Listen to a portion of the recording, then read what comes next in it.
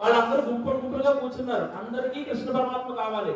అందరూ కూడా కృష్ణుడి వైపే చూస్తున్నారు. అప్పుడు కృష్ణ పరమాత్మ తన రెండు చేతుల్లోనూ, అంటే ఒక చేతిలో ఆ వెన్న ముద్ద, పెరుగు అంటే మేగడ పెరుగుతో మేళవించిన చండి ముద్దల పరిచేత మొగనొదరిచి, అంటే ఇప్పుడు మనం ప్యాకెట్ పెరుగు కొనుక్కుంటున్నాం కాబట్టి ఎవరికి తెలియదు అనుకోండి. మామూలుగా పెరుగు అనేది కుండలో తోడబెడితే ఆ రోజుల్లో పైన త్వరకే పెరుగు అంత గట్టిగా ఉండేదట.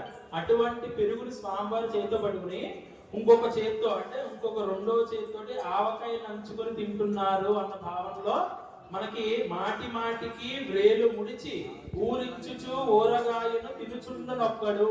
అక్కడ ఉన్నటువంటి స్వామిని చూస్తూ స్వామి ఈ విధంగా తింటున్నారట.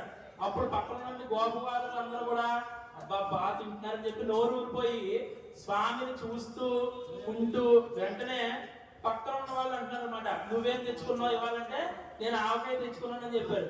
ఎప్పుడు ఆవకాయ మీ అమ్మ పెడుతుంది, ఇగో నాకు నిమ్మకాయ పెట్టింది ఇవాళ మా అమ్మ, చూసావా అబ్బాయి ఎంత రుచిగా ఉందో తెలుసా అని చెప్పి వాడిని ఊరిస్తున్నాడు ఇంకొకడు. ఈ విధంగా అంటే ఒకరిని కంచములో ఒడిసి చెయ్యని రింగు చూడలేదు ఒకడు. అంటే ఒకసారి కృష్ణ పరమాత్మ చూడని ఎలా చూపించి ఈ కంచంలో ఉన్న మధుర పదార్థం తినేస్తున్నాడు ఒకడు. ఈ విధంగా అక్కడ ఉన్నటువంటి గోపబాలు అందరూ కూడా ఇది చెయ్యలు పంచజేయుడు నడిమిన్ అనిధర్మ విత్తలు చెప్పును ఒకడు. అంటే అక్కడ ఉన్నటువంటి వాళ్ళు అందరూ కూడా ఒకడు బాగా తినేశాడు, వాడిది అయిపోయింది.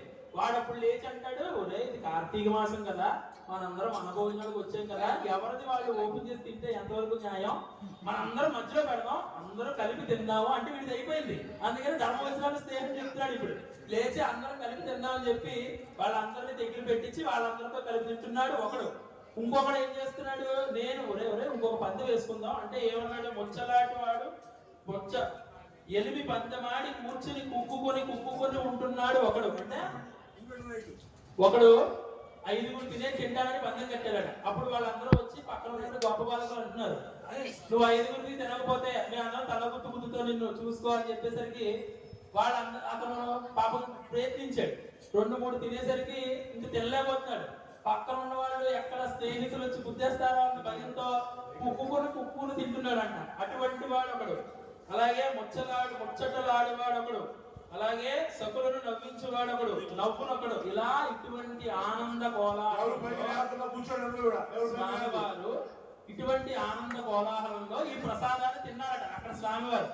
అప్పుడు అక్కడికి బ్రహ్మ వచ్చి ఆయన కూడా మరి తాతగారే కదండి, ఎంతైనా ఇక్కడ ఉన్నటువంటి వాళ్ళు